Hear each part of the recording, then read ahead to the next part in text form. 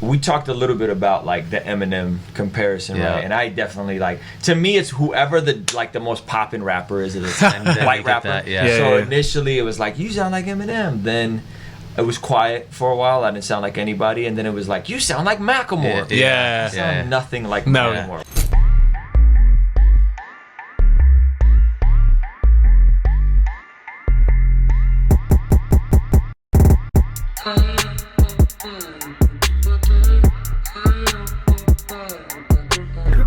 Ruslan. Like I probably do sound a lot like Macklemore in certain times because I loved his style and his flow. And now for me, it's you sound like Russ. You sound just like Russ. I'm like, I think you look a little bit like Russ. I don't think you sound I can see the resemblance. I don't think I sound like him. But you don't have the attitude either. What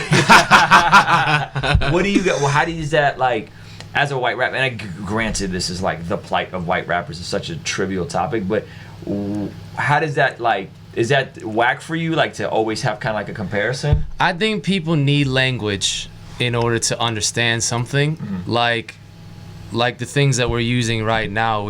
That's a table. This is a chair, and we understand what it is because we put a language to it. But this is I can use this to eat on top of. I can use this to dance on top of. I could roll this down the street. I could use this in combat if I was like if I was that guy. But like the table limits it to one thing, but it also helps you understand what it is. It also defines it for you, and then it gives you room to break that definition. So I think I like that people can frame stuff in a certain way, and that at least gives me the chance to break their understanding and then rise above it and transcend it and actually be like, yeah, I can actually define me as that guy, where now people are using me with a new framework, and they explored it a bit. They understand a new dynamic, a new level of artist.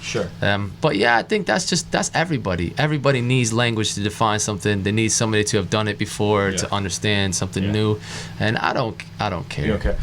We're in an era, and we kind of talked about this earlier, but we're in an era that is big on cross genres, right? Crossing genre bending. Genre bending, right? So you got obviously Post Malone, blending genres. You have Lil Nas X with a country record. My wife just showed me another country trap record. It has a whole dance to it. It's going viral. My son showed it to me, and they did this whole dance to it. I was like, what is this? But when it comes up, the issue of cultural appropriation, right? Because the question would be, well, how?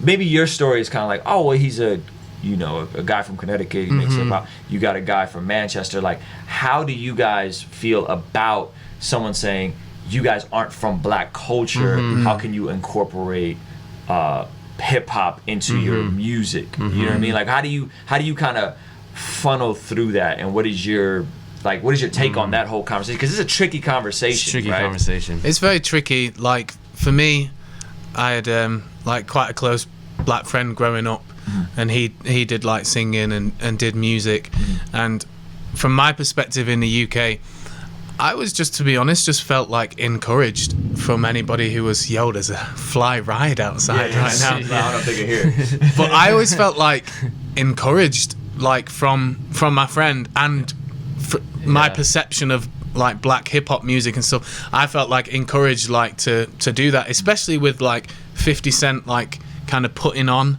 Eminem a little bit. Like he seemed to like they were friends, but like so to me it always came across like, oh, this is totally dope, like everyone should get involved and stuff like that. And so to me, I kind of see like the white people doing perhaps music that's of black origin like as like a bit of a gap bridger. Like for the race stuff, the music bringing people together. So like not separating people and stuff like that. Like the last thing I want to do is for somebody to feel offended that maybe I've appropriated their culture. So I think all you can really do as a white person is be like, I'm really not trying to do that. Like, I'm sorry if that offends you. I'm not trying to do that. But for me, I've always had a positive outlook on it. But I think it's different in the UK to the way it is. Positive experience, would you say, for the most part, in terms of being a dude that does hip hop or has hip hop elements in his music? I have, but like, so I only really recently came onto the whole idea of even like because it's not really like culture. you're saying it's not really even the same. Racism's different in the UK, so obviously we've got like stuff with Brexit and all that kind of stuff. But growing up, there was racism from white people to Indian people in Manchester and stuff like that. But black and white people have got along for a long time in the UK, so it's not really the same sort of thing. So yeah, it's different. It's definitely different in the UK, so and compared to America. So I think if you're awakened to the idea of culture appropriation, maybe you need to work a bit harder to make sure that you're differentiating yourself, or kind of talking amongst your black peers and like kind of checking stuff and like listening and being open and dialogue. But I think at the end of the day, there's nothing new under the sun. Like there's nothing new. So like the whole idea that I invented this style is a little bit like, for me, a little bit like, I'm not necessarily sure like if you invented like that style as much as maybe you think you did. But that's my take coming from the UK, because we have a different perspective. Yeah. What do you think? I don't fully know. It's just because you got like so many voices out that you're trying to navigate. I can hugely relate to my neighborhood that I grew up in. My best friends were black, and they loved you rapping and stuff. I love music. They love music. We love the same music. We come from similar backgrounds, similar dad issues, similar issues in broken homes and stuff like that. And it was like a healing thing rather than like I'm trying to gain something from. Like there's certain things like I can see where I've seen things like certain like Aztec and Incan art and stuff like that, and then Picasso did things and his art is worth millions, and that like Aztec art is like folk art and it's like worth nothing. That type of stuff is just plain as day, like that's wrong. And something has to be done to rectify it. And if you feel compassion towards humankind, then it's just up to you to be that person to say, I'm aware of this now and I should do something about it. I think there's a line there somewhere. I don't know where the line is, but I think there's definitely a line of like, yo, I'm similar to you guys. All my friends growing up were black. You know, that is the environment I grew up in. So I was very much so like, man, that's dope. Like, keep doing music. You're dope. Keep doing music from black people. However, that's in a personal standpoint, like a relational standpoint, like but then on a macro standpoint, there is a line there. So I think when you start like white guys with dreadlocks, you know what I'm saying? Like I think that's kind of like I don't know, you might, or like white guys with cornrows. You know what I'm saying? Like, I was that guy in high school. You had the cornrows in high school? Yeah, I was that guy. I couldn't bring myself to bring the and cornrows. all my black friends loved it. They did? Yeah, the only hate that I got off was from white people. I only got hate off of white people. That's funny. Yeah, so I think there's a line there. Or like even Eminem wearing a do-rag. Yeah. Like in hindsight, it just looks kind of silly. You know what I'm saying? Like it just looks kind of silly. Yeah. So I think you guys are right in that, like, sure, yeah, but what would you know? What would you know? Like, what would be different? It's like kids.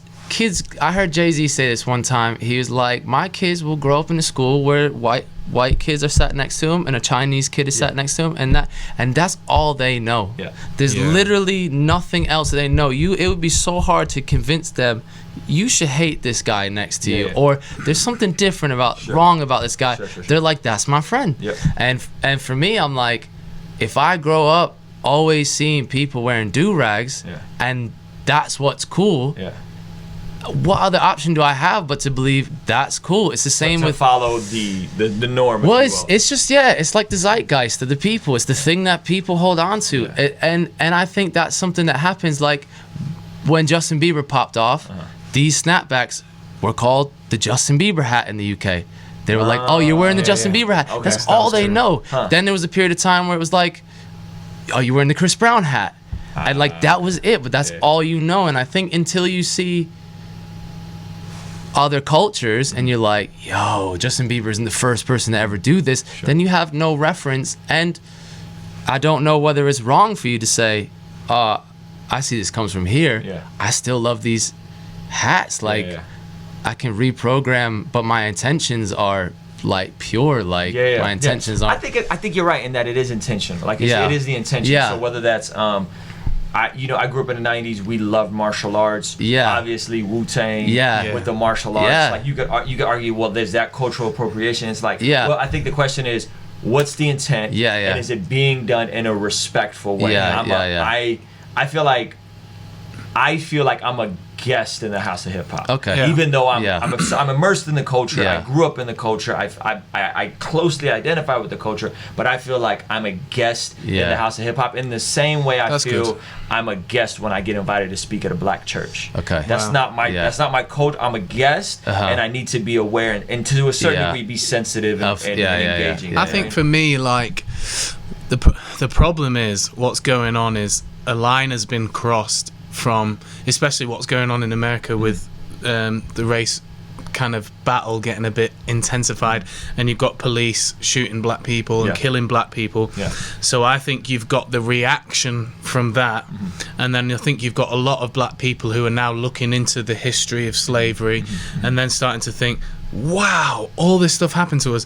And actually, if you think about it, you guys are now starting to copy us. And black people are like leading the way. And you had a black president. The black for me, like I've always just like for a long time felt like black people are really leading the way with music and ingenuity and all that kind of stuff. So I think that a lot of it makes sense to me. I'm like, yo, you've had so much happen to you, and like your history is like what's happened to your people is horrible. So I kind of understand what's coming across, and I think all we can do the best we can is like what you were saying, the intention thing, and it's credit. I feel like credit where credit's due. This is black music. Yeah. That's good. But I feel like music though, in a way, in terms of a big scale thing, I see all these genres as colors on a paint palette, rather than like, oh, you own red, I own blue, we own. I'm like, you are the best at red, and you're the innovator of red, and I have no idea how you even did that. I can only imitate what you did, in a way of like, because you called it a table, and you build a table with four legs, and it's round or it's square, and now that's my only framework, and I kind of have to start there in order to transcend that. That's how it has to go, and some people will never transcend it. And some people will build a table copying you and think that they made it. But I think we only have that perspective because people haven't crossed our line. So if, for example, I'm trying to think of a music genre that maybe somebody would class as white origin, maybe like country, or I don't know. It's rock and roll, maybe. But you had Jimi Hendrix. People would say that rock came from black. People would definitely say rock came from black. Okay, that's what I'm saying.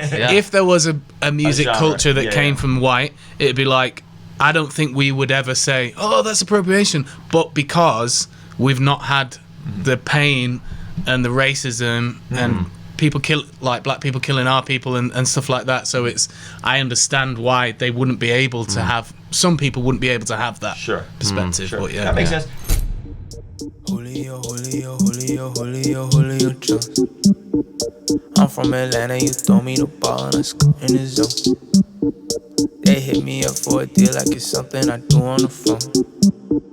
Just cause it's me in the studio don't mean I do it alone. Julio Jones.